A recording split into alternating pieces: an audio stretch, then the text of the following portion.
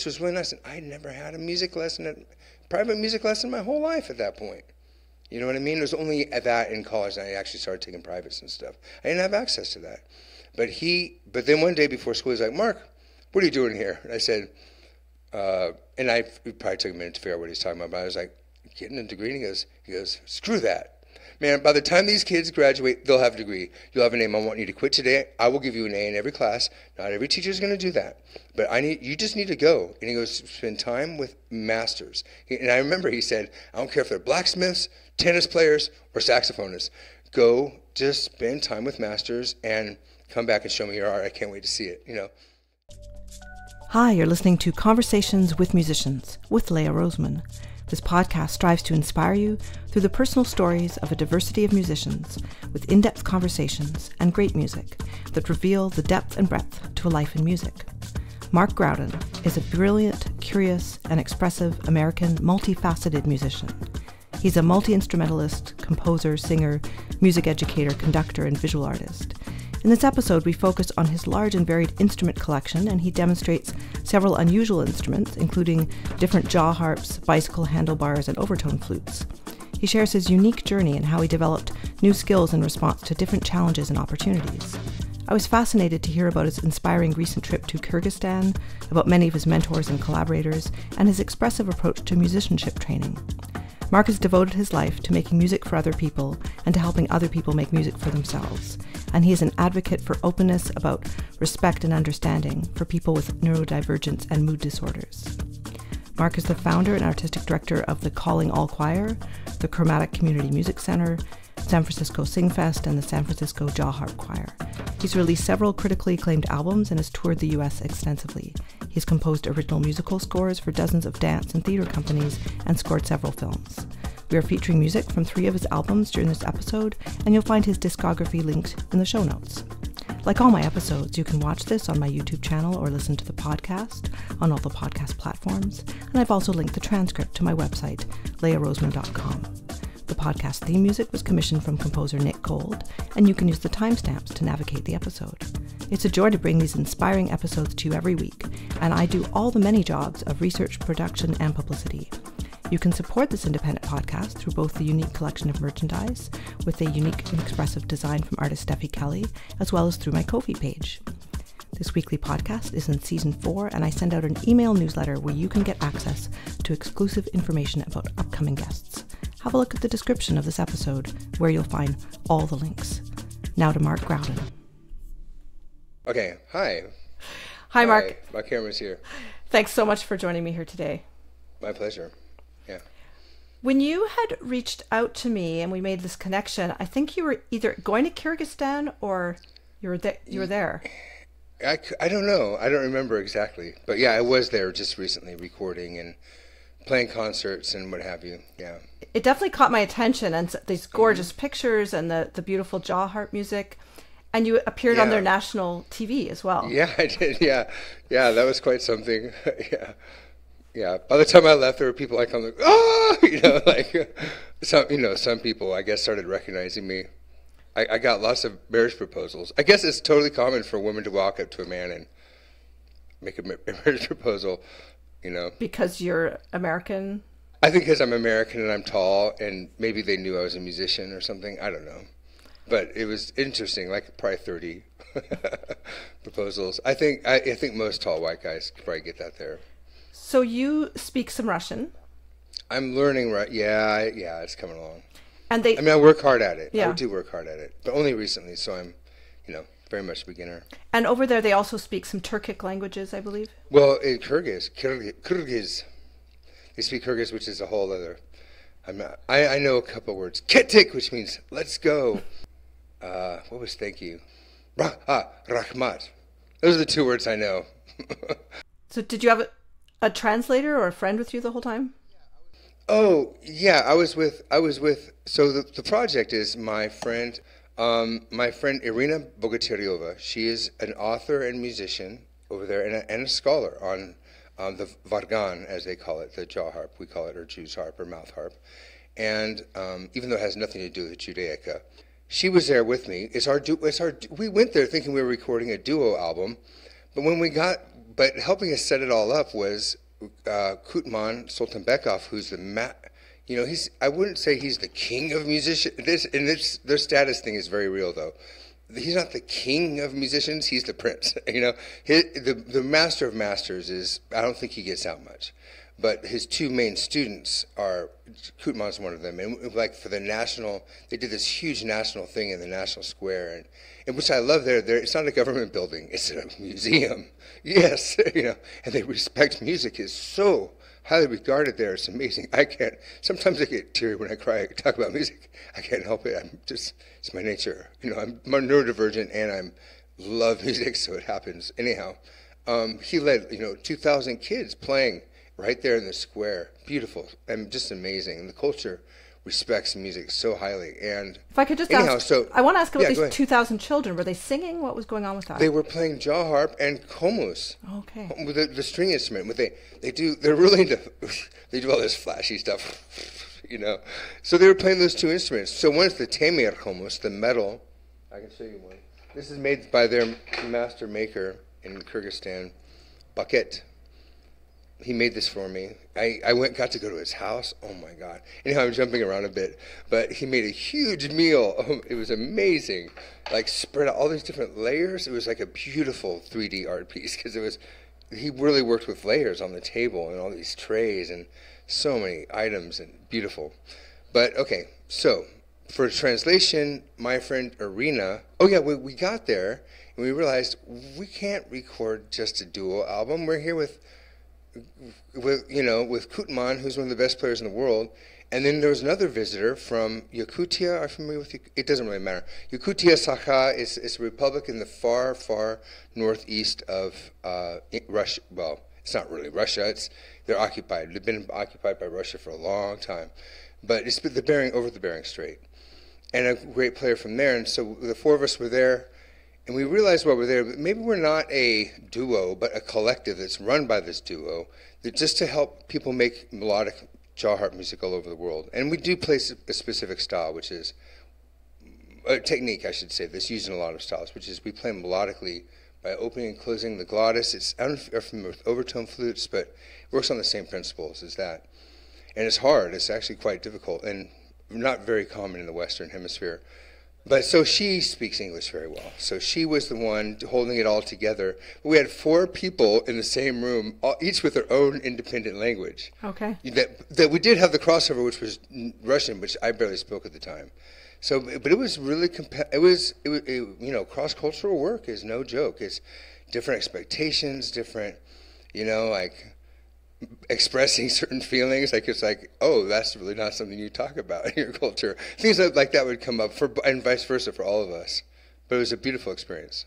I'm sure you're going to show us a bit of jaw harp music. If you like, yeah. But I was curious about the technique, the glottal thing. Is that related to overtone singing? No. Well, okay, yeah, it is. Here's the thing, with overtone singing, you always have to be moving air, right? And you can only access one overtone series, while it's the same with trumpet, or say bugle, or alpenhorn. You can only access the one overtone series because you can't. I'll show you what I mean. The easiest way to show this is with. Do you want to see some of this? Of course. Yeah. Okay. Yeah, I have numerous overtone flutes here. You can see a few there. There's a bunch of them, but the most compelling one, probably, I'll grab it now. Bicycle handlebars. Yeah. They work well, and it's a nice way to show it because it's makes it real down to earth. But so the thing with overtone singing, you only get this one series.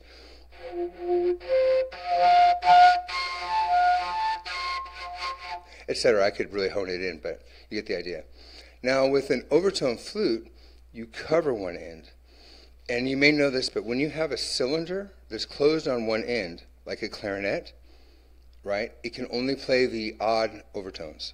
It doesn't play the even ones, right? So you end up, and also you end up with a new fundamental, an octave lower, because the air has to travel. The air has to travel twice as far. Now I can't play that fundamental. I think it's pretty impossible. I did find one way with the fiddle flute to do it, but I don't think I can do it here. But it's way down there, a whole octave lower. But what you do, so I get my camera right. Here's the first overtone series with it open. See, there's an octave.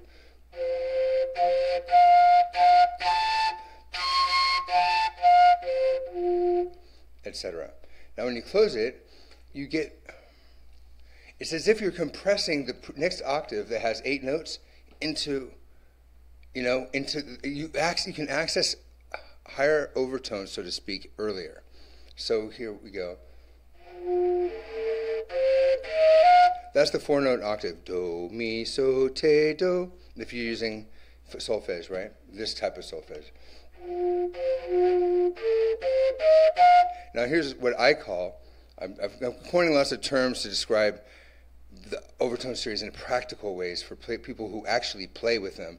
Everyone plays with them. They're in every note we play, unless you're playing a sine wave. But we aren't necessarily using those pitches, right? Unless we're playing just intonation, which, do you do much with string quartets? I have, but... You have, yeah. But with these instruments, that's all you got. You can't play equal temperament if you wanted to. So here's the 8-note octave.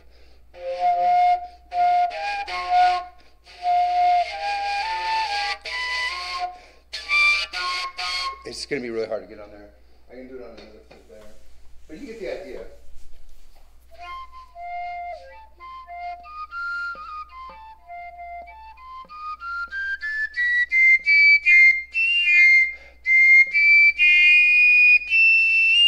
It gets really high up there. But it's like, in the acoustic scale, do you use that term? Okay. We use it to describe do, re, mi, fi, sol, la, te, do. But there's a T in there, and I'm always saying to people, hey, there's got to be 8 notes. It's the overtone series. You can't have 7 notes in an octave. You got to have 8. It always doubles. Anyhow, blah, blah, blah. But yeah, that's a little geeky aside. So Mark, if we could just specify for the people who can't see that there's no holes. It's just... Yeah, there's no holes in the flute. It's just, this one has a fipple on the end, which is the device you see in every recorder. Mm-hmm. Which, of course, if you blow harder, you're going to get sharp. So it has its downsides. And I'm opening and closing the end. So here's open, closed, open, closed.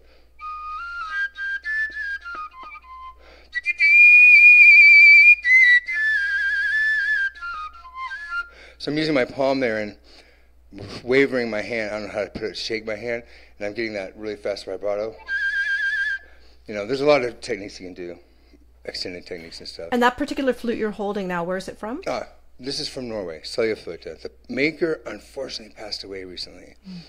I noticed a lot of builders are passing away, but this one, it's really nice. This flute, historically, you can build it out of willow. There's a little period, say February. It's around February, March, depends on the year, where there's enough sap that the sap is in the actual bark of the willow, but there are no buds yet. So there's this week-long span where you can harvest it, and then you play it, and it stops playing in 4 days because it cracks. Talk about ephemeral. Yeah. You know what I mean? This instrument, historically, and the tone.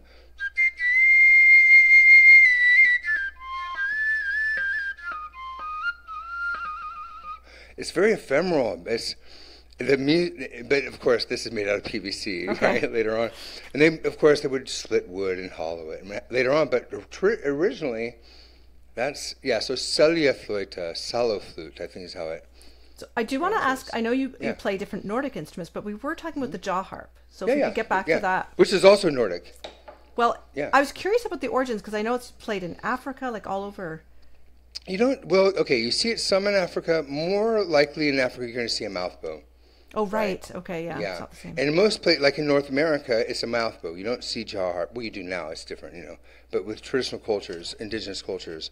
Now, I'm not an expert on this. I'm not but I do hear a lot of stories. And the oldest ones, is to the best of my knowledge, the oldest ones we found are in China. They found one that's from 400 BC, something. It's quite old. And then they've got from Norway. Okay. Right? But see, now Kyrgyzstan, it's not I'm going to hold my tongue because I've heard a lot of different conflicting stories there. But so, you'll hear, in Nordic countries, in Norway in particular, when the Christians came through, they literally burned all the fiddles. They burned all the wood instruments were burned, and these survived. And you can still see, go on YouTube, you can see this big room of people, and you hear these boots clomping, and one guy in the corner. But they play the melodic tradition as well. Norway, Sicily, Estonia, Kyrgyzstan, which my understanding is Kyrgyzstan that came later. Like, it's not traditional, but it's hard to believe that once I'm there. Yeah. Because it's the national instrument, and they're so into it, you know. Anyhow, could you play something on it? Yeah, I'll play you an original tune. This is one that I wrote with Irina Bogatyryova. It's called, well, it's really written for her son, Matvey.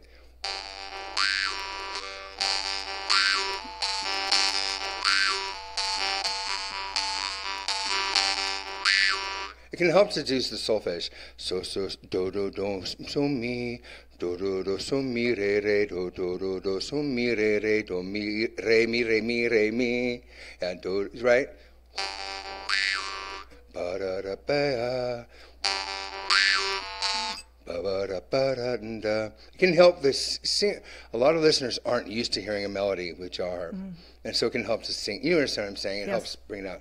So do, re, mi, fi, so, fi, mi, re, do.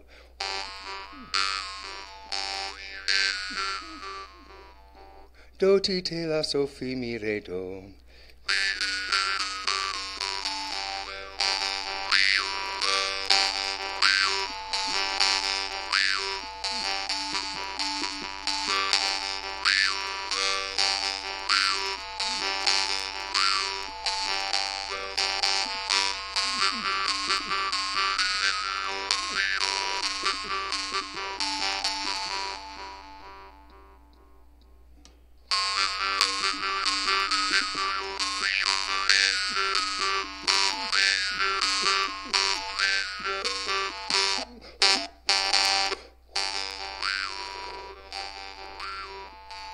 Etc. Beautiful. So you used to have a jaw harp choir in San Francisco? Yeah, before COVID. We had a jaw harp choir and a full-on vocal chorus. We'll get into that later. Well. Yeah, sure. But I had a jaw harp choir. We still meet on our same night. We meet on Tuesdays. It's become an international jaw harp practice group. Okay. It's tricky because we're doing the melodic thing, and it's really hard for a lot of people. So what I'm doing there, and I think you alluded to this earlier, I'm opening and closing my vocal folds. We say the glottis, but you can't close it. I mean, the glottis is negative space. It's not actually a thing, right? So I prefer to say we actually close the vocal folds and open them. And that has the same effect as when I cover and uncover the end of the tube. It doubles the length that it has to vibrate to get back out, but you can only access those, the odd overtones. And what are you doing with your mouth and your fingers generating the vibrations? Oh, with this? Yeah. Yeah. Okay. So the way to think of a jaw harp is you think of a guitar or a violin, any string instrument, lute or bowed or otherwise, but you only have one string. Now there are jaw harps with more than one tongue or reed, but let's leave that for now. So imagine a guitar or violin with one string, and the way you change the tone is by moving the shape of the body. That the bridge stays the same, right? But you're changing the shape, and you're getting different standing waves or different effects by like. So that would be having a violin that could do a little bit of, and also a violin that can articulate, da da da la la la. But you don't use the voice hardly ever. I'm not actually engaging the vocal folds.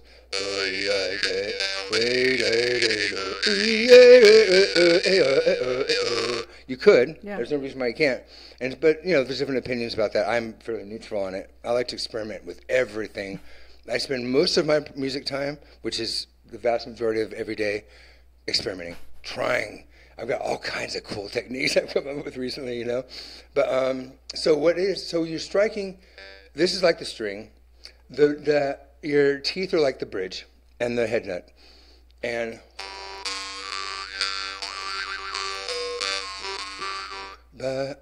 I'm going. You know how you can make a wind sound that's actually in pitch. So with the open notes, do, mi, so, te, for example, it's more pronounced the way I'm doing it now, and I don't have a wind thing. I hope that's okay, the tone. I'm going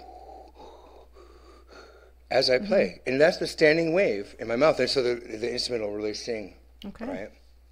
Now, a little bit of, and actually that little bit of in the back of the throat helps the tone. It makes the air more, it adds to the turmoil in the air, which makes the pitch ring out. It's the same with a lot of in-blown flutes. Like, they use a lot of turmoil in the tone, and that's what's happening, and it makes the tone more rich too.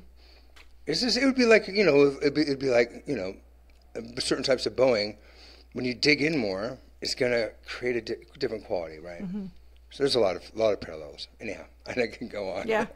You demonstrated briefly on the bicycle handlebars, Mark, and I was thinking on your album Saint Judas, you have a bicycle handlebars solo. Maybe we could include part of that. Oh, sure, of course. Whatever. Yeah, that's a great idea. You're about to hear an excerpt from Mark's fantastic improvisation playing bicycle handlebars from his album Saint Judas.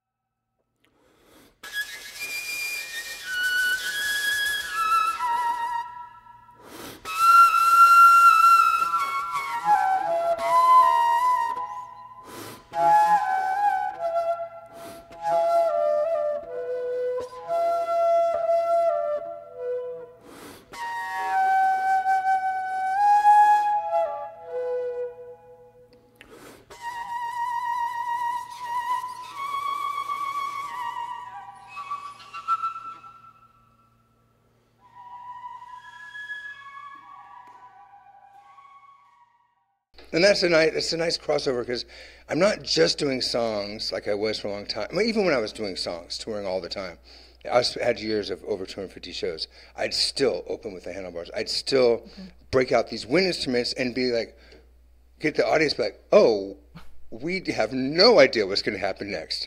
You know what I mean? And it's good for showmanship. Yeah. So let's talk about some of these Nordic instruments, because I believe you play the lure horn and... Well, the lure I did, but unfortunately in my move, part of it disappeared. Okay. Yeah. Well, have you spent time in those countries? Like, what was that connection? I haven't. No, I haven't. I mean, I am a little bit Nordic, my blood, but I've been fascinated with Nordic, but it's way beyond Nordic. It's Baltic, too. It's like, that's where I've toured and where I've really know much more than Nordic. Okay. So Nordic, Baltic, Kyrgyz. I mean, I could just go, it'd probably be easy to just go around and look at instruments. Sure. I don't know if, is that interest to you? Yeah. Okay, well, how about if I show you what I've been really getting into? Awesome. Okay. So, so there's a variety of embouchures that you don't see very much in the West. And I've had the principal flautist for like a big symphony say, give that to me. And then 4 days later be like, how the hell do you do it?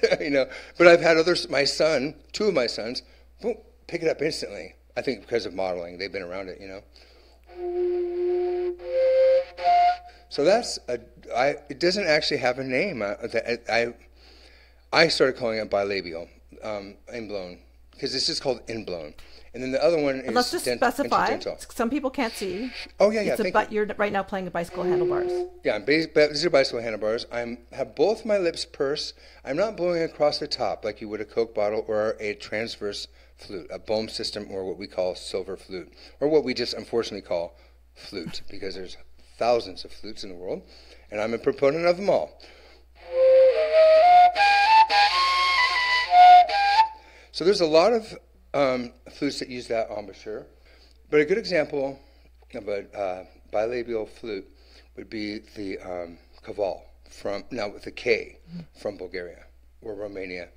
There's also the kaval with a C, which is, I think it's Chongo, which is Hungarian, but living in Romania.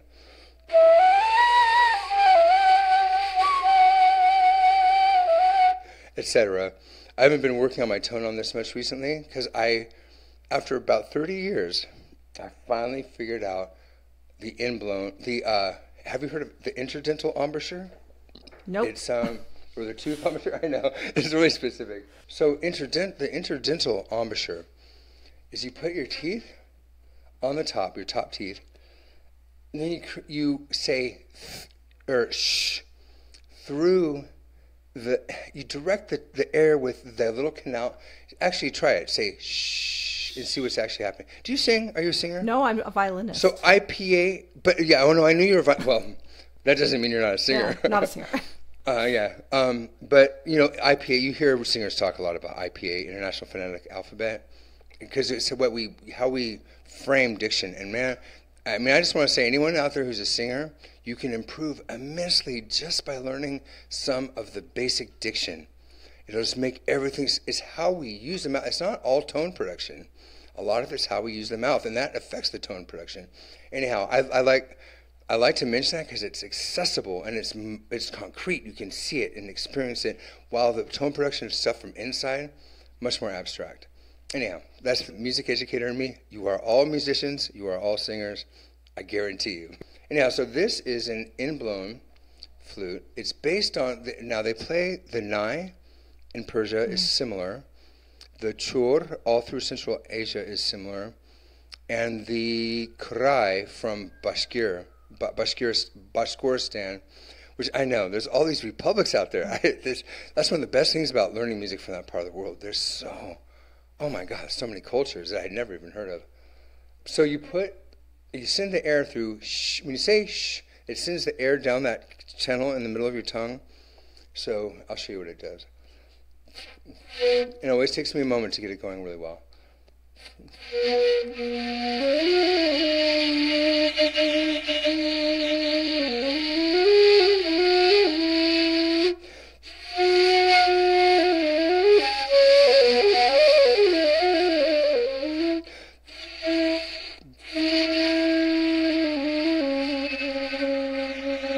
You can hear my tone wavering because I'm still very much a beginner on it, but this is what I've been focused on. So before you put that away, Mark, yeah. So it looks like a PVC pipe from here. Yeah, it's just a PVC pipe. That's all it is. Just a few holes. I'm doing all my prototypes on yeah. Okay. But it's got 5 holes. I can show you the next, very similar, is the chor from Kyrgyzstan, but it doesn't have that 5th hole, right?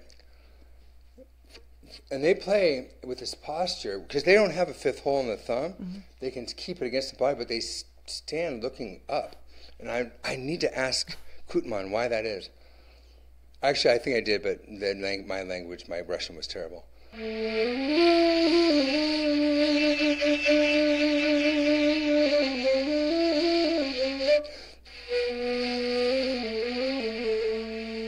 You can hear an equal temperament, right? Which is nice. Yeah. You know what they say? They say the real culprit for smashing out all these dialectic tonalities in tuning systems is the accordion, which I play. But the accordion is set to equal temperament, and it was taken all over, right? And so all these other regional tunings disappeared slowly. Well, or quickly. Let's talk about your start. Like, you're from New Orleans, right? Oh, I'm not from there, but I did live there. I'm from the mountains in northeastern California. I'm from in the Cascades. I'm from that mountain range. It runs up from Northern California up into Canada. Northern Cascade National Park. It's an international national park. Wow. It's shared by both my country and my country. I don't know if it's my country, but the country that I live in and the country that you live in. Yeah. Okay, so when you moved to New Orleans, is that when you got into the blues and playing? Oh gosh, no. Okay, so when I was in high school, when I was a kid, I just played all kinds of instruments, but I didn't have any teachers. I did have a teacher. Starting in 5th grade, I did have a saxophone teacher, and I was playing clarinet, flute. I'm from the mountains where most people have multiple jobs. You can't just have one job. My dad was a teacher, firefighter, construction. I mean, he did and being a generalist is just not a big deal. You know what I mean? That's just what's expected of you.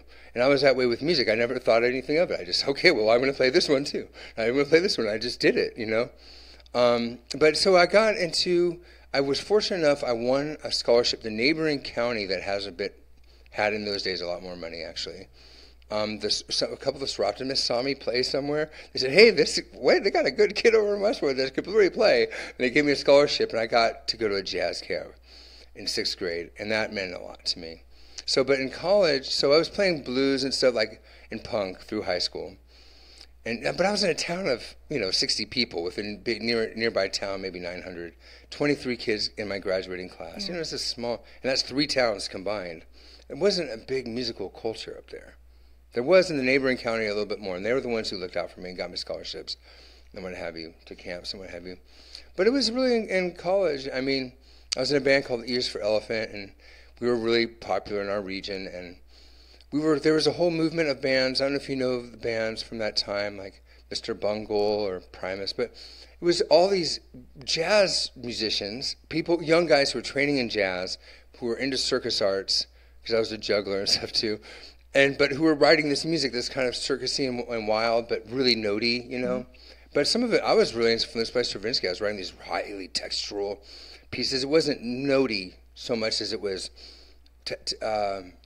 like a quilt, like a tapestry, right? And I was influenced by Steve Reich, and but there was this movement in California at the time. There were 4 bands that came out of that movement. Some that did way better than others. Ours probably wasn't the least known because a few of us left the group early on. But I think blues. Gosh, I just listening to I'm big on Muddy Waters and Tom. There's just the whole Chess Records thing, and then you know what it was too. I was studying Orff Schulwerk, which I'm sure you're familiar with. Yeah. Orff Schulwerk? You mean the Orff method? Music. Well, it's not a method, it's an approach, yeah. But yeah. With xylophones, and where dancing and singing and playing are not separate, they're all one. That's from Orff going to the, Carl Orff going to the World's Fair. But through that, I was studying, most of my students were black. And so I had to study, because in Orff, you don't play, you really shouldn't be doing the music from the books. Really, the teacher is meant to be arranging the music of those children, or ideally for me, the children you have, their parents do their favorite music. Mm-hmm. Seriously, it really generates excitement, and also the kids are connecting. That's what I would do. So we would do Sly and the Family Stone. We did, we were doing all this music in San Francisco of the parents. Mm-hmm. And I had my teacher, Lauren Pickford, in New Orleans. He always said to me, he goes, well, who do you like? Who do you like? Who are you listening to? Okay, who do they like? Mm. Who do they like? And no matter what, if it's American music, if it's any kind of, even the slightest tinge of blues or jazz, you can trace that music back to the prison work songs, the ring plays and songs of the Georgia Sea Islands. A lot of it you can trace it back, or a good example would be, I don't know if you know about the fife and drum blues from Mississippi Hill Country. It's one of the 2 places in the U.S. where enslaved people were allowed to drum, and they still are. Still are. It's obviously a different time, but they're still playing. Mm-hmm. The granddaughters she took the reins, and it's an oath of Turner anyhow. So there's certain traditions we can trace it all back to, and that's what I did. Is I traced it back to, and I just steeped myself in that music. And I will tell you, when I was 23, I was composing music for, I think it was for Joe Good, which is a dance company in San Francisco where I lived for a long time. Someone broke in, stole all of my instruments. I had nothing. So I said, okay, I'm guessing I'm going to sing. And a part of me feels odd about it because of the cultural appropriation. But at that time, I asked myself, what is the most soulful music I've ever heard? Because that's what I value in music. I don't care. It's what they say in New Orleans about young players who are overdoing it. Like, oh, they know how to play all the notes. As people get older, I don't care about your chops. I care about what are you doing with your music? What are you saying with your music? If you're saying, look at me, am I cool? Please like me, I'm good. I can feel it, and it doesn't do much for me. If I'm on stage and I'm wondering what the audience thinks of me, I am not doing my job. My job is to bring music to these people. They're giving me their most valuable asset, their time. And my job is to give them music. It's not about me. It's not about that. But anyhow, obviously a lot of culture gets caught in that. It's competitive, I understand. And we're all insecure, come on. I get it. And no judgment for me, honestly.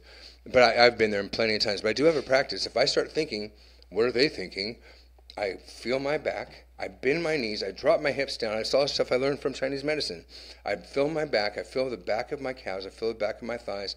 And I just sink in, and I give it to the music again. Get in the music. It's not about, it's not Mark. Ooh. I'm not there to impress. I'm there to inspire. That's No, beautifully expressed. If we could go back to New Orleans, because I was curious, because you spent some time there, and you co-founded the New Orleans Dance Festival. Yeah, I was artistic. Have you heard of the Marigny Opera House? No. Have you been there to New Orleans? I've not. It's a Spanish church. Most of the buildings, the vast majority of buildings you're going to see in New Orleans are not French. They are Spanish, because the Spanish were there for 40 years before the Louisiana Purchase. Okay. Right? And so anyhow, it's a Spanish church built in 1850, so stunning. And they became an art center, and I was their artistic director. And so me and David Hurlbert, the co-founder, and still running that. Actually, I think he retired, but he's still involved, I'm sure. But he and his partner, Scott, bought that building, and they hired me as an artistic director. And I've been artistic director at other venues before, so that was really fun. It was fun to be artistic director of a performing arts center. The challenge was that we didn't have all the licensing yet, so we had to be a little sneaky, and then we got caught. We had to shut down for a while, But it was still a really special experience. And you were asking, so New Orleans, yeah. But I will say, New Orleans, man, the thing is, you can work there every night as a musician and not have to worry about drawing an audience. The audience at most venues is built in because, truth told, the star is the alcohol most of the time.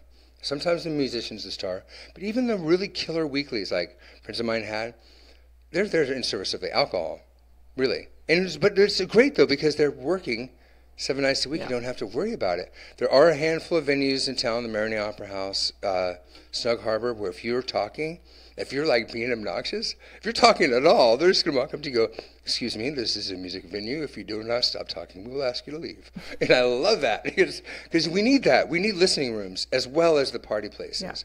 Yeah, so you have a couple of albums. You have an album called In Velvet. That's with the New Orleans Heavies. I have actually like a dozen, but they're not all out. Okay. And I took a job at a fancy music school, and I took a couple of my albums have some fairly blue songs, dirty songs. So I took them out. Yeah. I need to put them back up because I'm not there anymore. But yeah. So I have lots of albums. But anyhow, I have lots of albums. So you were at that time. Were you? You had this administrative job. Were you having time to tour? The administrative job, it was artistic direction. Okay. It's not, I wouldn't really call it I guess it is administrative. It was creative. Yeah. But I was not, at that time, I had been touring for years. That was my third album in 3 years. And I needed a break. So I was happy. I had a nice place in New Orleans. I had a good, steady job. I was splitting my time between New York because I was starting to study at the One Spirit Interfaith Seminary. It was an interfaith seminary for chaplaincy, right? Which I figure a lot of my music work is kind of chaplaincy. I'm not religious at all, and I don't have any one tradition that I necessarily hang my hat on, but I do see the value in all of them, and I think it's really valuable to understand that. So I was splitting my time, but yeah, I was taking a break from touring. Oh man. And have been since. I'll still, if a venue contacts me and they pay a reasonable amount and they're going to bring me out, I'll go do the gig, But I'm not working all the time like I used to. Well, I am working all the time, but not in the same way. Being on the road, I'm 54. It's tiring being on the road like that. Yeah. And I was curious, I really want to talk about your community choir work. And sure. I saw like a really cool video on YouTube with you doing this exercise, like this. Oh, that's an improv structure I developed. I've developed I'm really interested in creating formats for a group who's never met before, although that was a choir, the pre-existing choir up on Whidbey Island. I'm interested in creating what we call in theater scores. Do you know that term? Like a score, a loose score. Like, okay, the easiest one is usually, I learned this from Miguel Frasconi. Miguel Frasconi, you're amazing, I love you. He's a composer, he's a Canadian composer. The Glass Orchestra was his project. Anyhow, which is start together, end together. That's a great score because you actually end together. And if you don't, you're not done. It's just little simple things like that, but the mbas, a little bit more, yeah. But I'm glad you saw that. I like that one. Yeah, and I also came across, like, in terms of your life as a composer, there was, I forget the name of the song. It was a beautiful song, and it was a children's choir in Germany singing a song. Oh. It's up on YouTube. Oh, gosh. I don't know which one. Yeah. I mean, the most popular one is called the Rain Song. That was it. It has a body... Okay. Yeah. Yeah, I guess it's beautiful. It's sweet. It's it's a simple... It's a simple part song. Yeah. So it's ostinati, right? The point of that song and another group of songs like that. So I write for community choruses. I also write for high school, college, and professional choirs. But I'm also really interested in writing for community sings, which to me is when a group is together once and there's no. It's Sunday now. We're not rehearsing for Sunday. It's Sunday. This is it now, and let's get into it. So there was actually a study in California on senior singers. And it was an inter-UC thing. They had me come and lead the community sings for that because the key for that was you have to be real flexible. You don't know who you're going to get, and I've had groups where no one can keep a tune, so everything I do has to be echo. You know what I mean? Or something real simple structures, and I had to dig into my bag, man. I was like, oh crap, what am I going to do? But fortunately I've done it enough. But if I get a place where I am there and there is a choir, if I know that I've got a ringer on each part, to get people singing polyphony, not homophony, but polyphony, oh my God, they love it. So I like creating pieces that are concise with a, say, 4-bar repeating pattern that really speak and can develop, and that you can develop by adding sections or dropping sections, or like there's a B section, say a body percussion thing, in case you're putting it on stage. You don't need that for just rehearsing. And in fact, for a community sing, the body percussion would take too long. Mm-hmm. You know what I mean? But I want it to be flexible, so I try to. And also, I like writing accessible material, but also, I've had commissions. I had a commission for a big marching band, and the piece that came out was too hard. It was. But I was like, for one, I was volunteering because I'm a member of that marching band. So they didn't pay me. So I'm like, well, hey, y'all get what you get. But at the same time, I'm like, no, this piece is its piece, and I'm sorry, I have to follow the piece. In that situation, if they had paid me, it would have been different. What do you play in the marching band? Oh, alto sax. Okay. Yeah, Barry sax, which I have over here, is kind of my main horn. Yeah. I play the cello, some of the cello suites, but I have my horns from. It's so ironic. I mean, I'm from a family without much money. It's like when I graduated, it was basically a tuna sandwich, and like, go get them, kid. I didn't have any. They did try to help here and there, but it was, what I mean. I don't have that. I've never had a good horn. My main instrument it's over 100 years old. The tone's amazing, but the intonation and ergonomics are hellish. But I still play the Bach cello suites on them because it's fun, So did you go to college?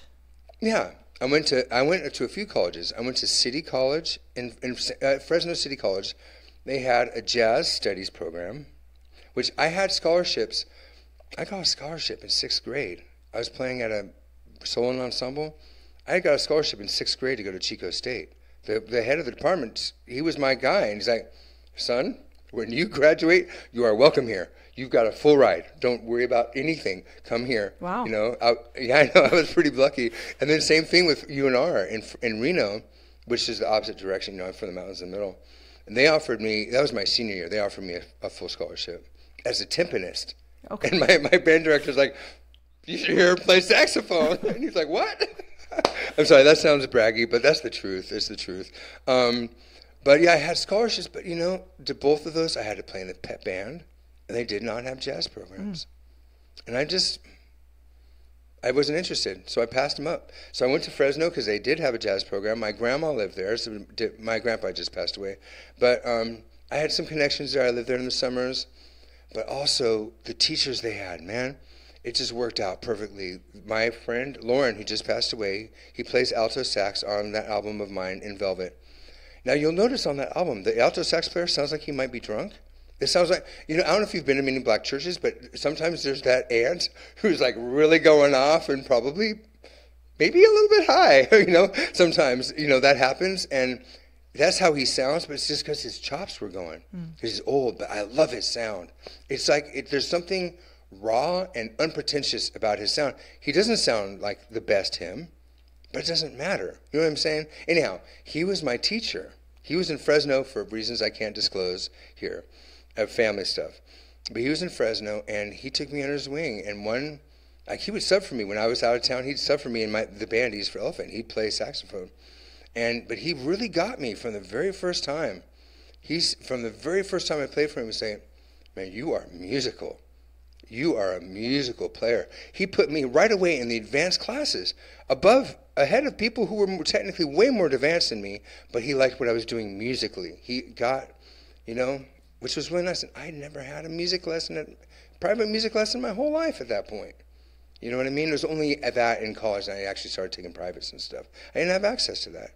But then one day before school, he's like, Mark, what are you doing here? And I said, and it probably took a minute to figure out what he's talking about, but I was like, getting a degree? And he goes, screw that. Man, by the time these kids graduate, they'll have a degree. You'll have a name. I want you to quit today. I will give you an A in every class. Not every teacher is going to do that. But you just need to go. And he goes, spend time with masters. And I remember he said, I don't care if they're blacksmiths, tennis players, or saxophonists. Go just spend time with masters and come back and show me your art. I can't wait to see it, And so I did. I quit school. And I have bipolar type 2. So I was on a manic phase anyhow. Not manic, but hypomanic. We don't get manic anyhow. And I was like, okay, great. I gave away all my possessions, started walking across North America, meeting all these people for a couple years. Oh, it was an amazing experience.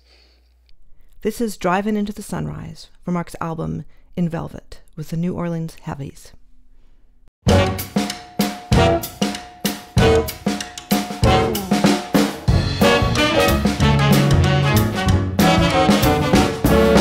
Driving into the sunrise, see my baby. Driving into the sunrise, see my guy. She waiting for me down in New Orleans with a grin on her lips and a kiss in her jeans. Driving into the sunrise, see my guy. There ain't no hurry, there ain't no worry, gonna see my baby today. I'll take her down to the Mississippi River, gonna watch it roll away. Oh, driving into the sunrise, see my baby. Driving into the sunrise, see my guy. She wait for me down in New Orleans with a grin on her lips and a kiss in her jeans. Driving, oh I'm driving, oh yes I'm driving into the sunrise, see my guy.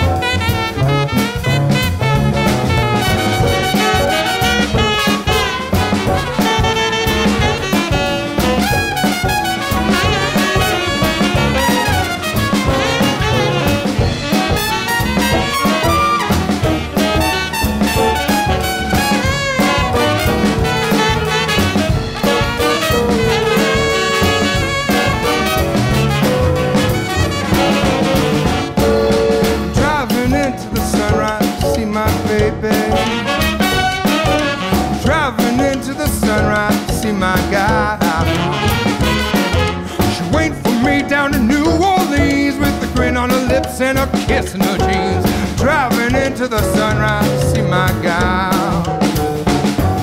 There ain't no hurry, there ain't no worry, gonna see my baby today. I'll take her down in the Mississippi River, gonna watch it roll away. Oh, driving into the sunrise, see my baby. the sunrise, see my gal. She wait for me down in New Orleans with a grin on her lips and a kiss in her jeans. I'm driving, oh I'm driving, oh yes I'm driving into the sunrise, see my gal. Hi, just a quick break from the episode. You may also be interested in my episodes with other wide-ranging musicians involved in community music, instrument making, and exploring, such as with Lindsay Pollock, Kavisha Metzela, Philip Griffin, Paulina Shepard, Jesse Stewart, Sarah Jeffrey, and Gary Musinski. It's a joy to be able to bring these meaningful conversations to you, but this project cost me quite a bit of money and lots of time. Please support the series through either my merchandise store or on my Ko-fi page. You'll find the links in the show notes. For the merch, it features a unique design by artist Steffi Kelly, and you can browse clothes, phone cases, notebooks, water bottles, and more. You'll also find the links to sign up for my newsletter, where you'll get access to exclusive information about upcoming guests. Please check out my back catalog with weekly episodes going back to 2021. Now back to Mark Growden. Yeah. You mentioned you were you juggled, so were you busking using different skills? Oh yeah, I would busk. Yeah, I would busk a lot. In those days, in the 80s, I was playing didgeridoo. I was one of the earlier. It was me, this guy Stephen Kent, Stuart Dimster from the Deep Listening Ensemble, Norman Rutherford.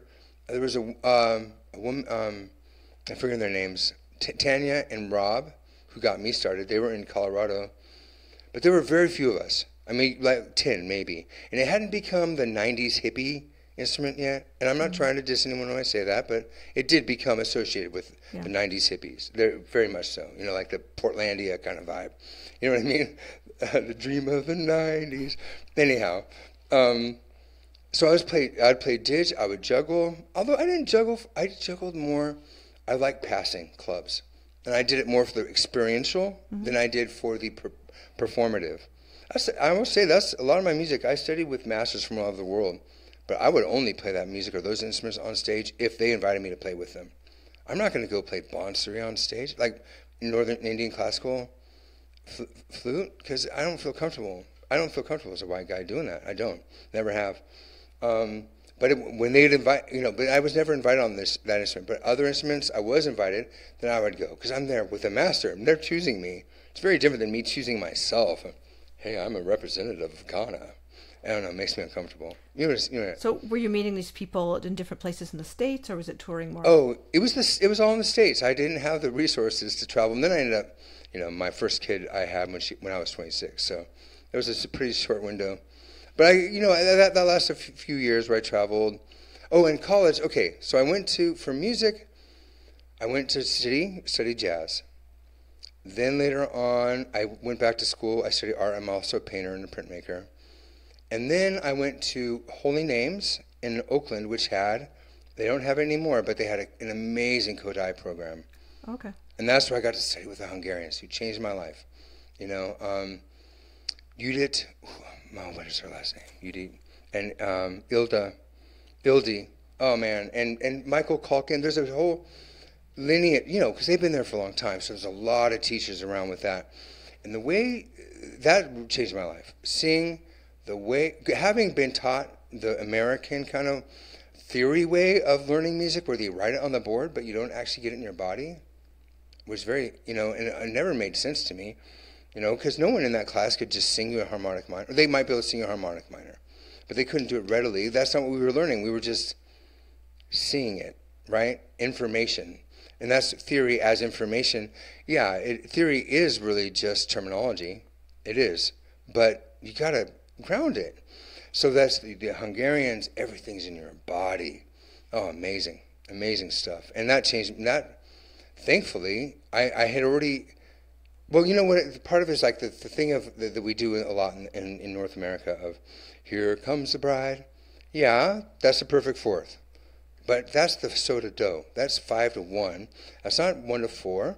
And to try to imagine some other song while I'm trying to sight sing something, there's a lot of people of us were taught that way. Yeah. I'm sorry, but that's whack. It's crazy. It doesn't make any sense. Once you know about function, and then the Hungarians, you listen to the quality of the notes, and you just know where you are. You don't have to measure out a major seventh by adding up minor seconds. You just get it in your body, and bam! It's like having this yardstick that's super accurate and flexible. Boom. You just want a fifth, boom, here it is. Instead of it stacking up other intervals, right?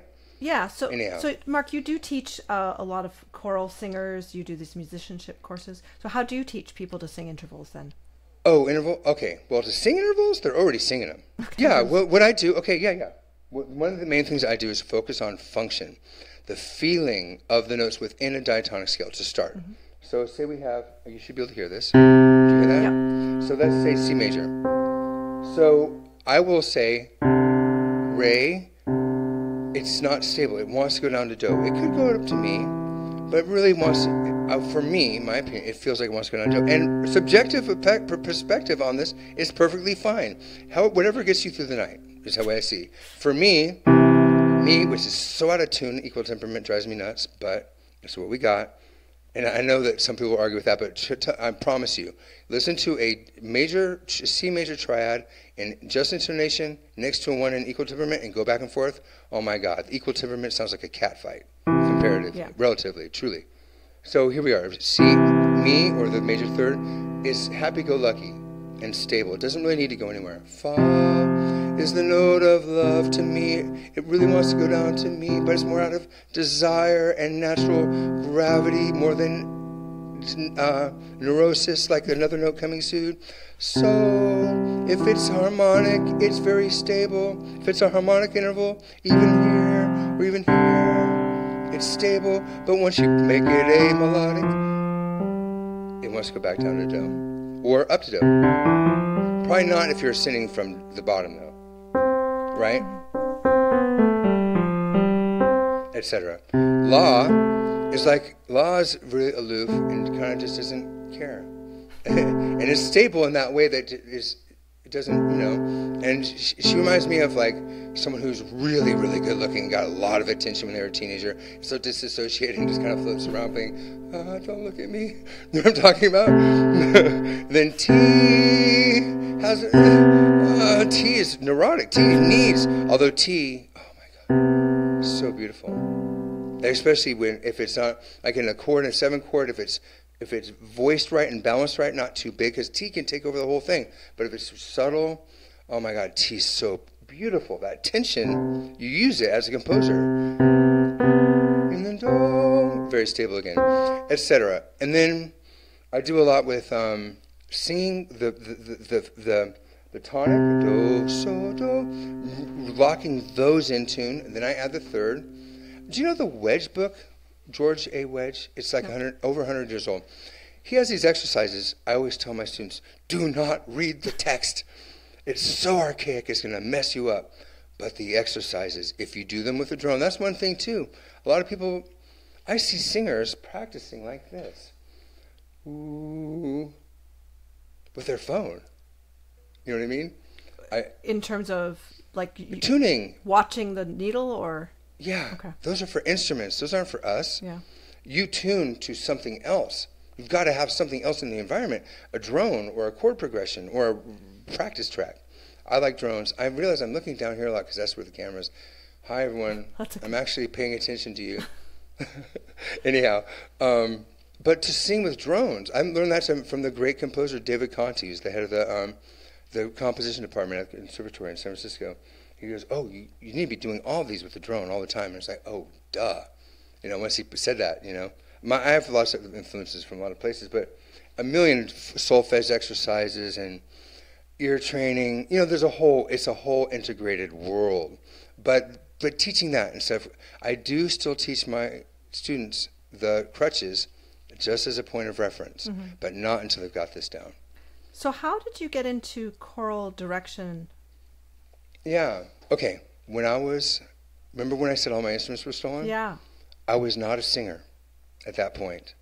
I was still in the mindset that I have to specialize somewhat and be a this or that, and that if you haven't done this or that since you were a little kid, you're never going to be good at it. It ain't necessarily so.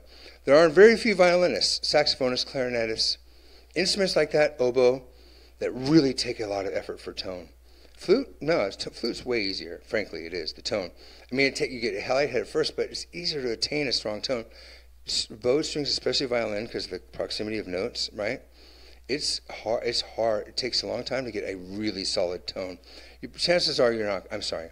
Probably not going to be first chair in the symphony. You're not. It's unlikely, right? But voice is actually, we all have it. It's a different thing. And a lot of singers who do have classical training young end up having as much stuff they have to break down as they have to develop. You know what I mean? I mean, well, if depending on their teacher. Some teachers really buy into if you are better at this exercise, you are a better person. No, we are all equal of love. We are all equal of respect. I don't care how good you are at sewing, how good you are at music. It doesn't matter. It doesn't make us better. We're not special. We might be more skilled in a department, but that does not make us superior.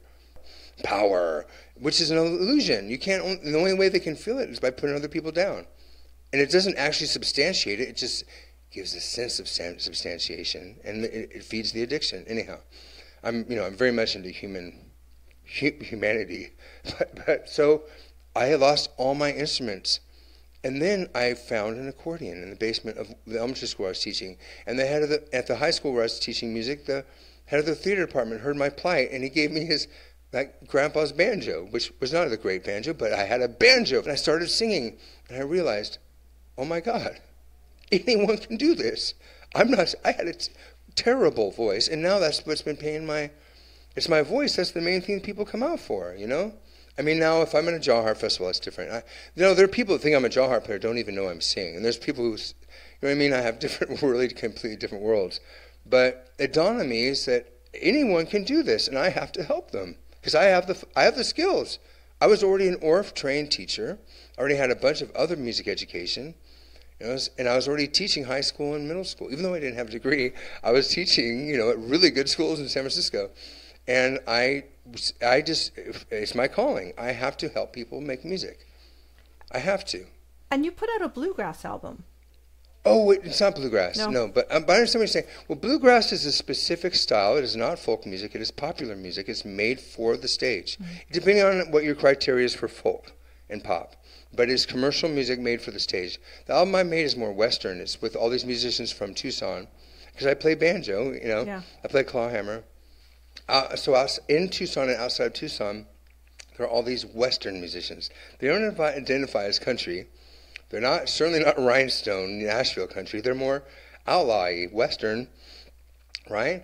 And like my friend Clay, growing up in his family, they'd all regularly sing songs together from all kinds of traditions, but they'd have an upright bass, a mandolin, guitar, a banjo. I don't know if they actually had a banjo, and whatever, different instruments, and they'd swap. They just circulate the instruments every time. And Clay, I'm going to sound like a terrible snob, but there are only really 2 guitar players I really, really, really like to work with, because a lot of guitar players tend to play a lot of cliches, a lot of, butt rock stuff. And these 2 guitarists are Miles Boyson from Oakland, who's in Clubfoot Orchestra, plays, he's mastered a lot of and recorded, Kronos Quartet. He's a master in his field, and he reads like nobody's business. I mean, it's not the easiest thing for him, but how many guitar players do you know that read? It's hard to find. And anyhow, this other guy, Clay Kowick, and Clay's from the desert outside of Tucson. Anyhow, yeah, so that's that album. It's all recorded. I will say, with those albums, they're all recorded live in the studio. We're all there together. We did put the harmonica player in the other room because his tone, Are we talking about Lose Me in the Sand? Lose Me in the Sand, yeah. So that's and I'll say some of those songs are originals, and some of them are like, well, gosh, I'm doing an album with all these country, these Western musicians. I don't know exactly what to do, so I pulled out some old classics, and it has its upsides and downsides, but I do really, there's some improvisational elements on that album I really like. Textural, I really like atmospheric. You're about to hear Shady Grove from Mark's album Lose Me in the Sand. 2, 1, 2, 3, 4.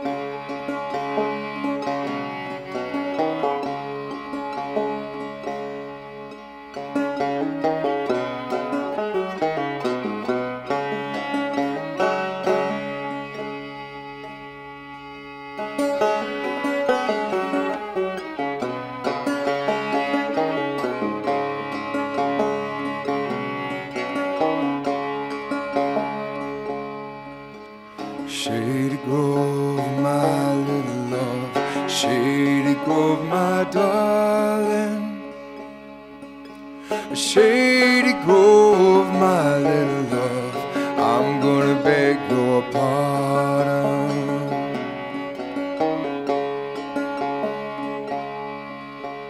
Cheeks as red as the blooming rose, eyes are the deepest brown. You are the darling of my heart, stay till the sun goes down.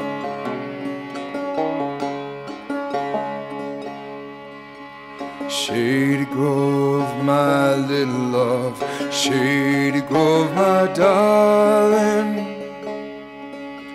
Shady Grove, my little love, I'm gonna beg your pardon.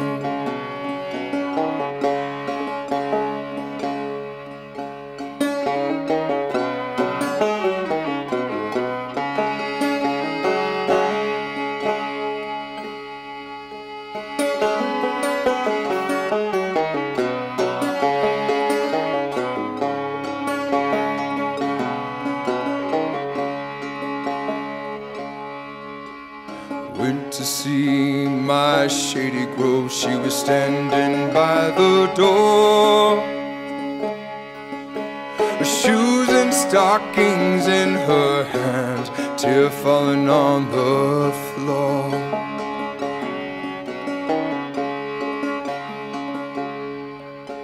Shady Grove, my little love, Shady Grove, my darling.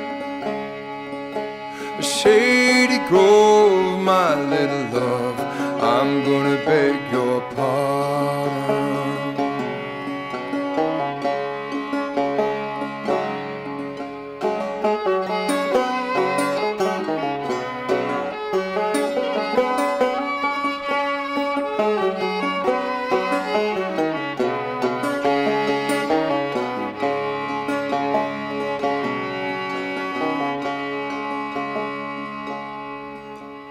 Peaches in the summertime, apples in the fall. If I can't have my Shady Grove, I don't want no one at all.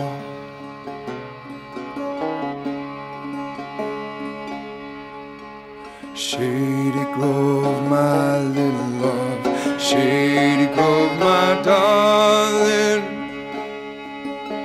Shady Grove, my little love, I'm gonna beg your pardon.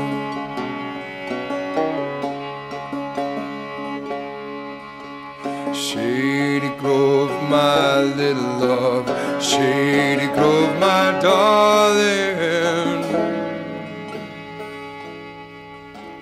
Shady Grove, my little love, and I'm gonna beg your pardon.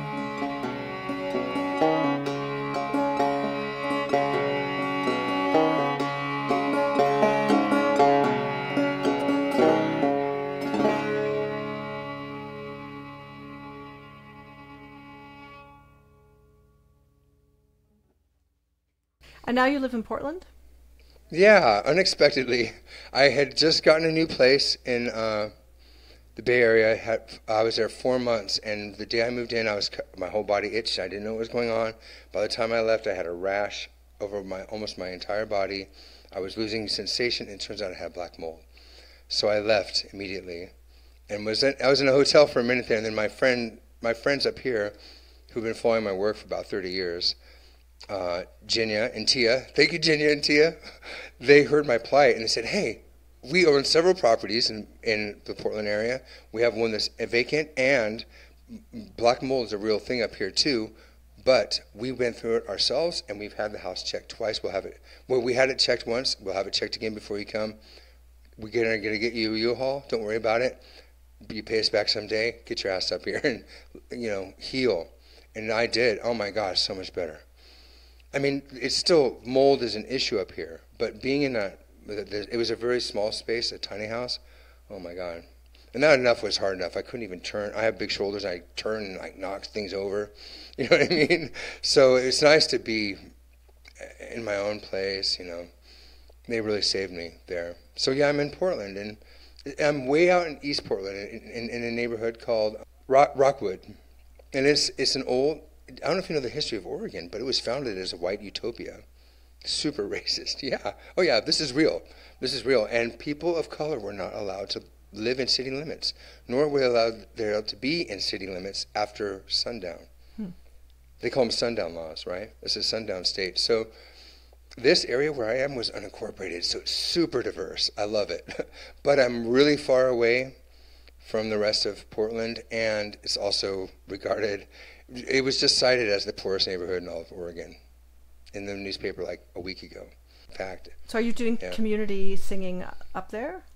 I'm not. I'm looking for a venue, a way to do that. I just started playing shows out.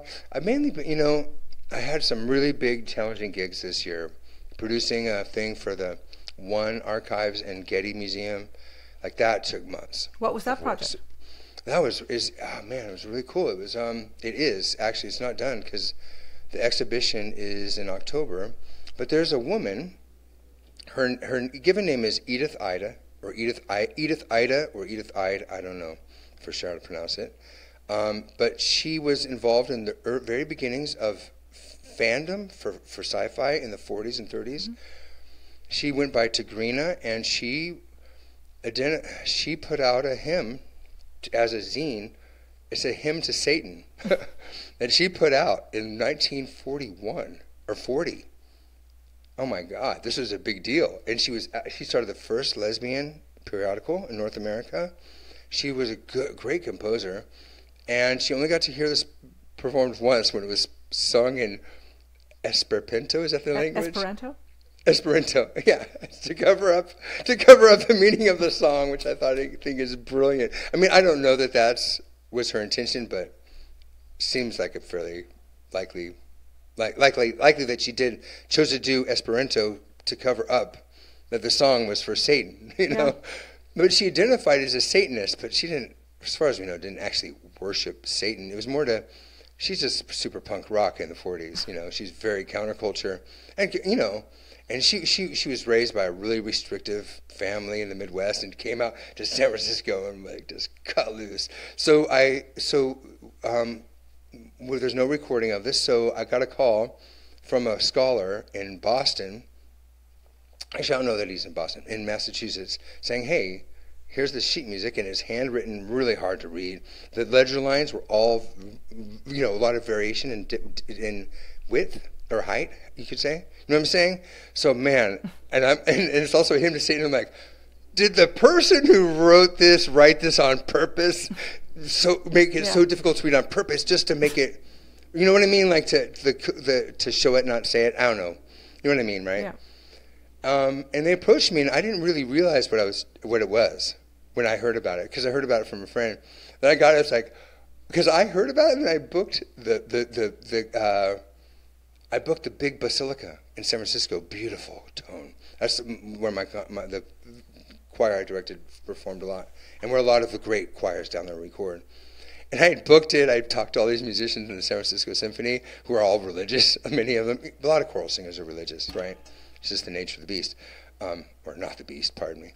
But they and then I saw this. Then I saw the title. I was like, oh, this is not going to work. So I had to cancel everything I planned because I hadn't actually seen the title yet. I just heard about it. This piece by this mid-century. And then I saw it. I was like, oh, okay, we're starting over. But it was hard getting a group of singers together to sing that song. I worked months just hiring, and then people backing out once they saw it. Oh. You know. But then I found a group of people who were like either identified queer, non-binary, and who were science fiction fans, or some of them actually like Satanists, who were like, yes, let's do this. Because I don't want to get a bunch of people singing on. I produce a lot of music and a lot of work, and I do not want anyone up there feeling uncomfortable about what they're doing. No way. No way. Especially if they're afraid there's going to be consequences later. Yeah. Not a chance. I want people got to feel what they're doing. So I finally got the right group. We had a few cancellations on the day, so the parts aren't as full as I would like. But so I did that, and then she also wrote a piece for piano. It was an art song. It's basically a Halloween carol, you could say. And so I know carol is specific to Halloween. It's a Christmas, but you get the idea. And they asked me, the people who hired me to do it, the scholar, they're publishers and scholars, historians. They asked me to add strings, so I added upright bass, because you gotta have bass if you're gonna add anything else. And then I added violin. I would have been fun to do more, but anyhow. But yeah, it was a really fun project. And then and then there's the Kyrgyzstan trip, and then I was also in Hungary. This year has been more about outside, and also I had students who had big projects, like. Some of my more advanced musicianship students who sing with the symphony and stuff had some more demanding projects. So I was focused on that. But now I'm actually focusing on Portland. And fortunately, like the guy who owns almost all the music venues in town, he's one of my best friends. And he's a big fan. So I have carte blanche, which is handy. So I'm just starting to spread out that direction. Okay. It's more like it's like I had to pull my roots in for a while. Now I'm starting to spread them here. And the trip in Hungary, what were you doing there? I was performing jaw harp at a great festival. It's only one day long, but oh, what a beautiful festival! By Aron Szilagyi. He runs Dodom.com, which he and his father are makers. They make great harps in the Hungarian tradition. It's not melodic; it's rhythmic, and they do a lot of back and forth. Like this harp's not made for that, but. Yeah, the knees, the trigger's too long, but yeah, I don't have a proper harp in front of me, but you get the idea. Yeah. More of they call it techno now, because it imitates that. But he's a great player, and there are players from mainly Europe. I think I was the one who traveled furthest this year. So it's a Jaw Harp Festival? Yeah. Mm-hmm. Okay. World Vibes Dodom Fest. Because Dodom is how you say it there. Okay. Right. So the word is that this instrument has over 1,000 names. But when I was in Kyrgyzstan and I said that, Kutman looked at me and he said, 2,000 easy. so I'm not going to argue. Let's say, but it has a lot of names around the world, right? So are there maybe a couple other unusual or favorite instruments you have that you would like to show us? Yeah. I'm trying to think of what's really special that you won't see hardly anywhere else. Well, for one, I'll play a bass jaw harp, because these are hard to find. You can find them in the U.S., there are players, but often there's the whole melodic element.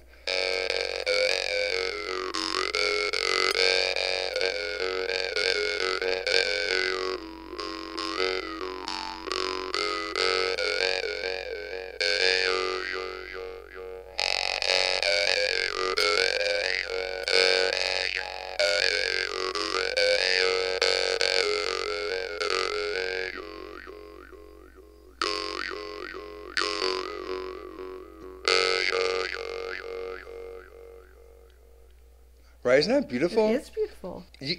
I want to say here, I have a dream, because I used to be John Sherba, is he second violin or viola? I think he plays viola with Kronos.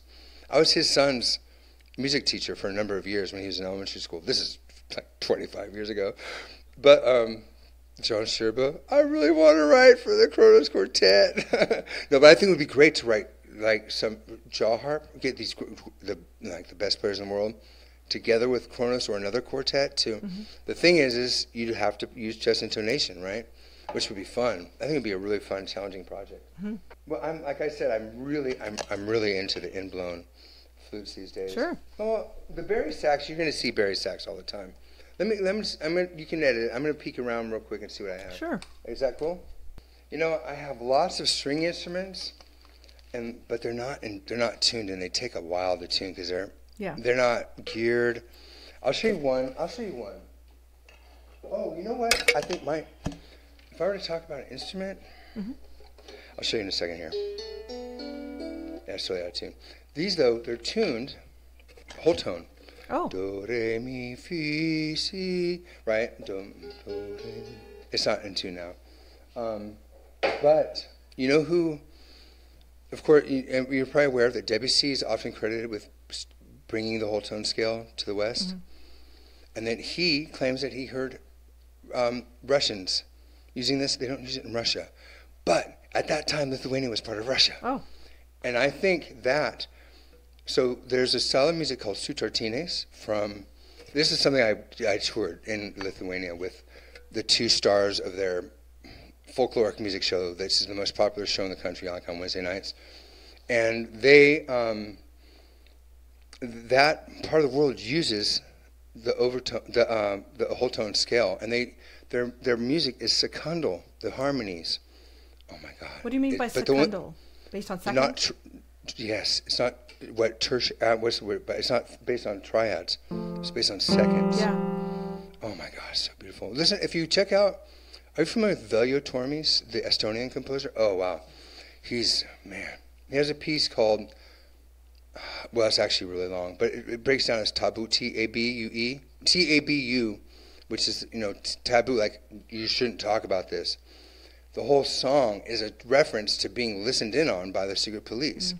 It's taboo, taboo, taboo, taboo, taboo, taboo, taboo, taboo, taboo, taboo, but it's all seconds, and we did it. We did it with the community choir. We killed it too, but it was hard. It was a lot of hours. You know what I was going to say? One thing that might... but wait a minute. Yeah, that instrument, so it's a type of zither you were holding? Yeah. It's a zither, or a zither typically, I believe, has... it's a type of psaltery. A psaltery, right? It's a Baltic psaltery. It's handmade in Lithuania. You can see the tuners. Those tuners are hard. You got to have this special tool. Okay. And then it's just friction. They're just a headache. But I have lots of instruments like that. If you ever want to do another second one, I can tune all that stuff in advance. But no pressure. By the way, I'm having such a good time though. Good. I really you have a really nice presence. I feel comfortable. Yeah. But I was going to say the instrument that I've been exploring a lot recently is video. I'm making visual musique concrète. Yeah, I saw a little bit of that. Yeah. Yeah, I have a new one I'm going to release today, actually. So this one is me playing, not this one, I have another one with 9 strings, 11. It's meant to have 11, but you take one off. There's this whole tradition they have. So this one is me playing one of those remember in May it was the flower moon? I don't know if you caught that. Because it was something special about the moon. Either we had 2 in the month or there was some kind of what it was that made it a flower moon, which was special. Mm-hmm. And so I was just out there. I had finished some late night thing, and I was out there I often play psalteries at night because they actually dream of making a bed that has psalteries built into the sideboard and headboard that tune automatically. That will somehow so that people can lay down and go, seriously, because it's a harp. Mm-hmm. I mean, it's just a harp with a body that's underneath it. But it's a harp, and there's something so calming about that instrument. Can be. Also, I know people that play it in Russia. They play it like an auto harp, where they cover the strings you don't want to hear, and they strum it. So it's a much more lively sound. That would be a Slavic zither, or a Slavic psaltery, actually. But anyhow, so I took this one where just these little moments of me playing, and I made a whole. It's only 1 minute and 30 seconds long, because I'm going to post it on Instagram, so it sounds funny. But it really is a developed composition. I would call it an opuscule. You know that term? Nope. Little works. Okay. A little work. So it's an opuscule, but it's a work. It's a real work. There's harmony. I take little elements. I speed up the video. I slow it down at precise amounts to get just intonation, and then to make harmonies with what I'm doing out of these original sounds. I did one you may have seen with, it's just me stepping onto an escalator and getting off. But I have an 8-minute video. I just send out a condensed one that I just take all the sounds from that and develop them and bring them out and use them in harmony. And so it's musique concrète, but with video. And most of them are literally just the tiniest little snippet. Another one I did is I'm playing an inblown tooth embouchure, or interdental embouchure, and I'm standing on a stairwell, and I'm layering it. And you can tell it's the exact same take, but sped up, but But I have to do this whole thing where I export it and then bring it back in. It's this whole thing to get the clips to be the same length but at different pitches. Well, for the listeners, first of all, we could edit something in, but if it's highly visual, it'd be better maybe just to put a link in the description. Yeah, that's great. I would love that. You know what I could do is I could put them all under one. They could go to see the little body of work. I've got 3 of them now. A playlist. Yeah, a little playlist. Yeah, that would be great for me. I mean, you know, because each one, I'm still very much in the very early embryonic stages of this particular craft because I'm not much of a video editor. I'm just learning. Yeah. So anyhow, but it's been fascinating for me. I will admit, though, sitting around and playing a flute, you know, is much more fun than sitting at a computer editing. But the craft of that, you know, I really have enjoyed it, and I'm liking what I'm coming up with. Mm-hmm. It feels accessible, like other people could do it easily too.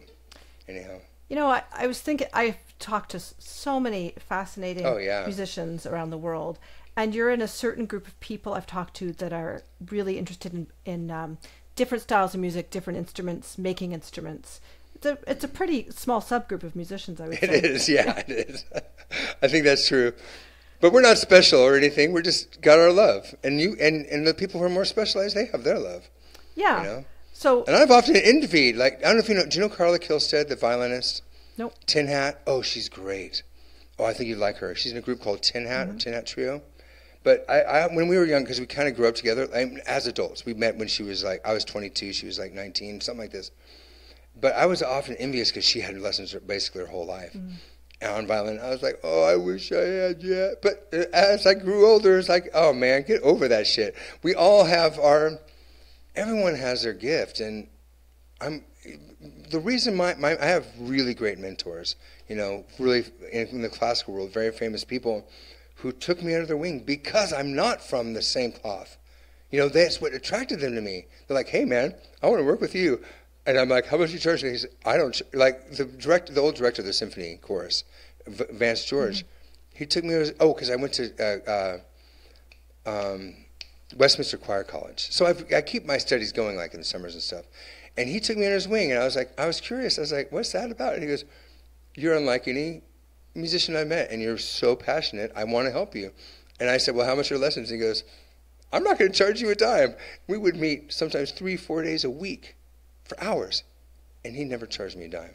That's why a lot of my students have come on scholarship, even though they're not underwritten. And I don't have anyone, you know, paying for them, but I do it because that's what was done for me. So Vance George, what did you learn from him mostly? Oh God, diction. You know, setting text. I mean, as a choral composer, I worked with a lot of composers, but Vance, he sees the text and he goes, oh no, you need to move this over. This is all falling on the wrong beat. He knows from directing so much choral music for centuries, for decades. You know, he had a stroke, so it's not the same. He did direct a bunch of us though we got a bunch of singers from the symphony, and he directed us. Oh, it's so beautiful. He's my adopted father. I mean, I have my father, who I love very, very much, and I just have 2 dads. And he always wanted kids, and he never had them, you know. So I was kind of that. I still am for him, although we don't see each other as much. But that was the main thing of setting text, really studying the text. And also that comes from Alice Parker. Are you familiar with her? Oh, she was Robert Shaw's arranger. Okay. And, she just passed away. But, oh, man, such an important woman in the history of American music. Oh, my God. I got to spend a week with her. Not a whole week, but I won this thing, blah, blah, blah. I'm going to leave that alone. A lot of what he's taught me, I know, came down from her. He just did conducting, just being at ease. He had me doing lots of exercises, you know, but almost all of it was about being at ease, which is already I'm aware of, but I'm a spaz. You know what I mean? I get really excited and I can get wound up when I don't need to be, and it's part of the bipolar thing. But just helping me stay calm, how to read a room, but the main thing, seriously, diction. How to sing well with diction, how to use language. He taught me all the IPA stuff. I mean, I knew some of that in advance, but man, that was so helpful. But he's a great composer, even though he's not a great composer. Like, if you were just to hand him something, he probably wouldn't even touch it. But to help me refine my work, oh my God. Okay. He had the very powerful outside eye. And things that composers didn't touch on. composers didn't even mention. And I had Michael Kalkin as one of your mentors. Mm-hmm. Yeah, it's interesting. He was my assistant director with the choir, but he was my composition teacher. But I also work with, we're like co-mentors, okay. I would say. I think that's fair. Michael Kalkin, I hope you concur with that. I think he would agree, because I help him. I think the thing I brought to him is helping him abandon a little bit more, not worry about it being right. You know what I mean? That's most of my classical friends. That's one thing with all my students. When you make a mistake, you name it and you laugh at it. Don't beat ourselves. You know what I mean? You know how it is. I know you've been in different worlds. And jazz and classical, there's something. It's they're virtuosic forms. And making mistakes can be associated with being less of a person. And I'm sorry. No, if you're not making mistakes, you're not challenging yourself. You know, it's okay, make mistakes and laugh at them. How else are you going to get good at it, you know? Yeah.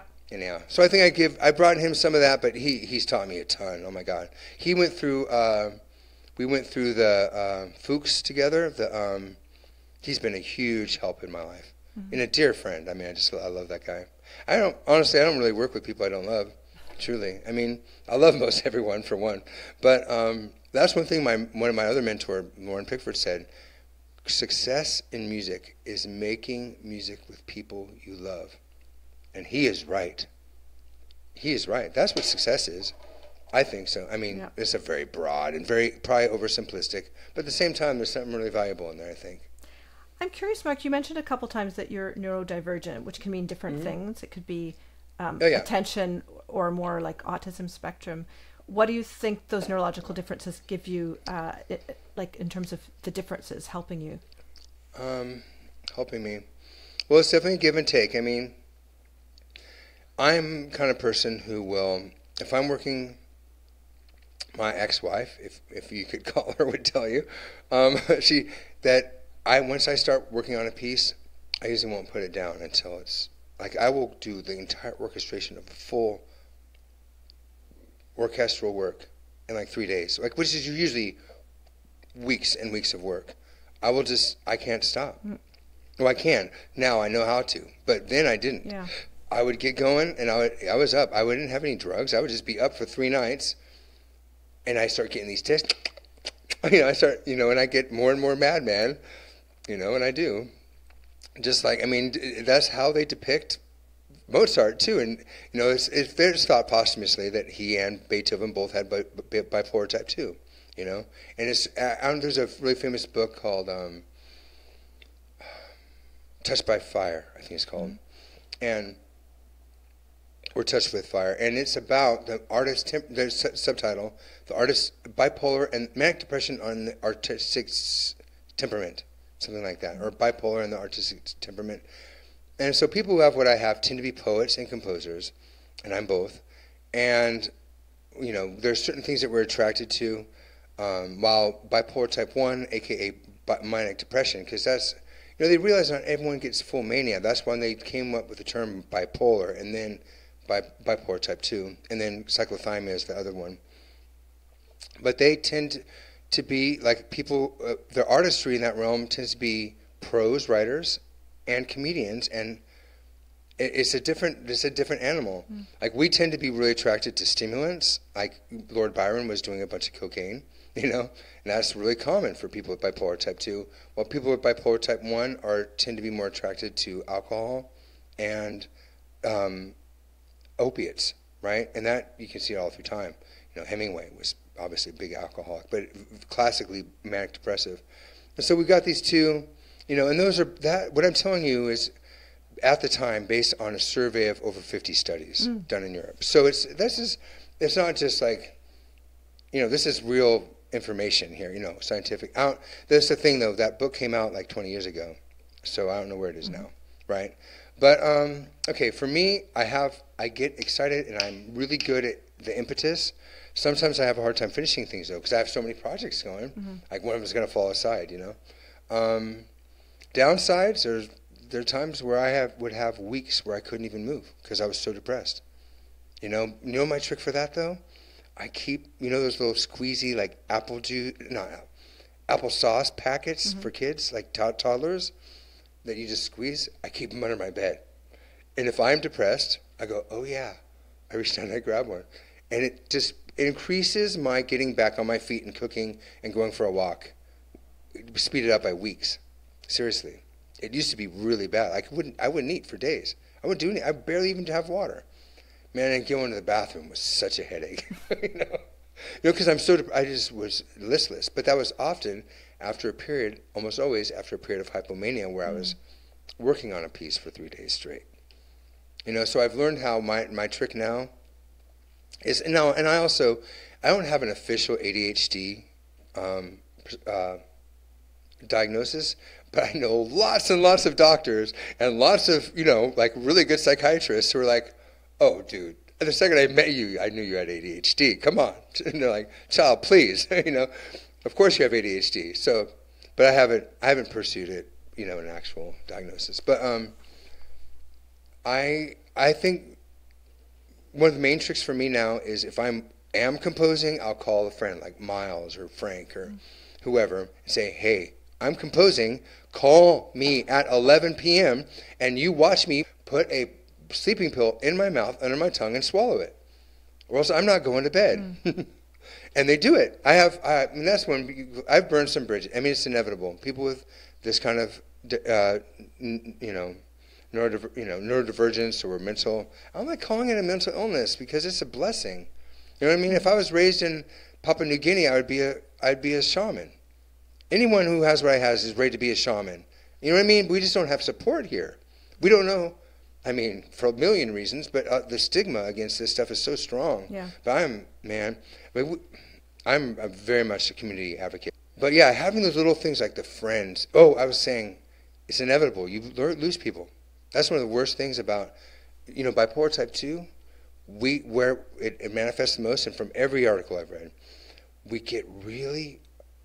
our psyches get turned on and turned up for an event, but then we end up self-sabotaging.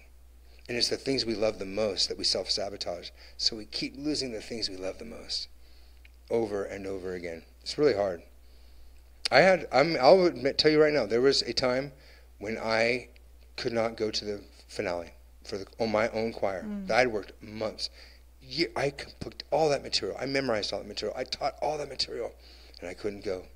I was frozen. To conduct? Someone else had to do it? To conduct, yeah. And with no warning. I know. That's the downside.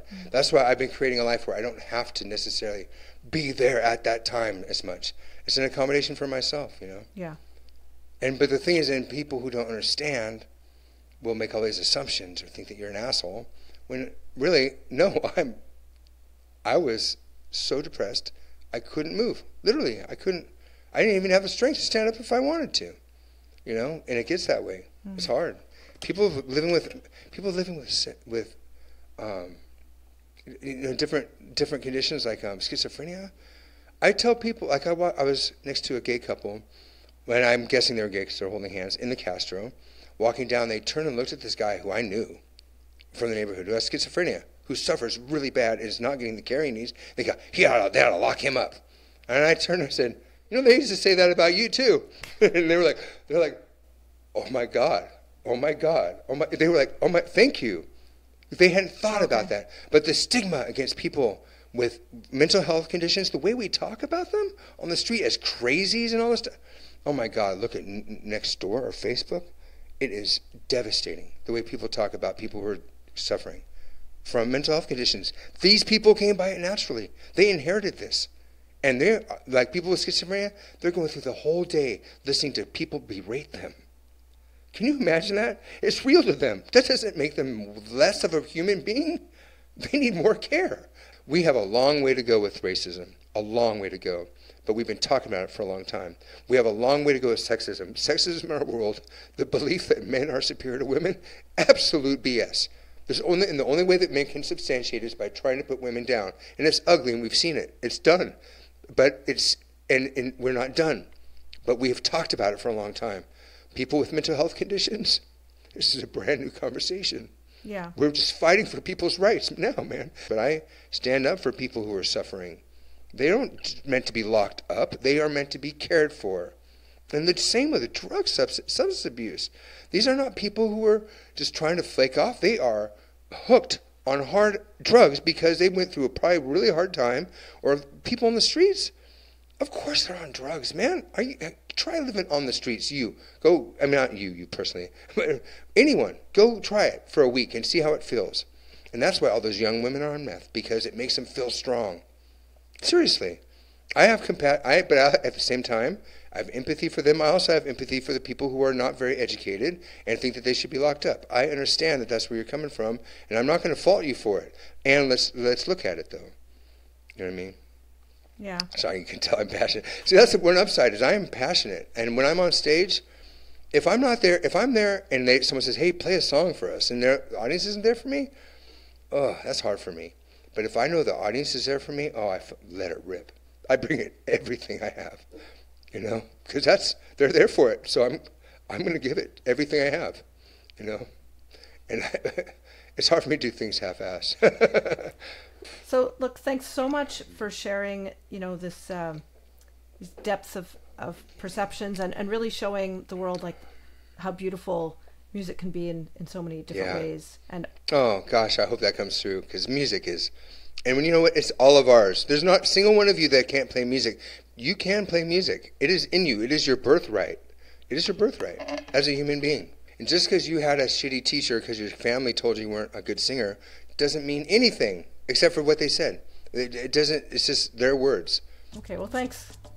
Yeah. My pleasure. I hope you enjoyed this episode. Please share this with your friends and check out episodes you may have missed at leahroseman.com. If you could buy me a coffee to support this series, that would be wonderful. Or you can browse the collection of merch with a very cool, unique, and expressive design from artist Steffi Kelly, with notebooks, mugs, shirts, phone cases, and more. I'm an independent podcaster, and I really do need the help of my listeners. All the links are in the show notes. Have a wonderful week.